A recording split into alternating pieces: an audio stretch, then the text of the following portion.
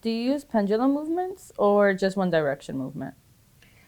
I actually use both, but I would say that pendulum movement is a movement that saturates pretty softly, even though you feel like it's going to saturate a lot. But a true pendulum movement, when you go like a swing, right? Like a true pendulum movement always saturates actually softer. If you notice, if you work on latex and if you do the true pendulum movement versus one direction may saturate actually more than back and forth movement, but it all depends on how you do it. In order to saturate pretty quickly and efficiently, I created my own movement that I call painting technique. So it's not that type of pendulum movement, actually. It's a back and forth movement, but it's not pendulum. So I keep it more on the skin. I say it's on the skin, it's not in the skin.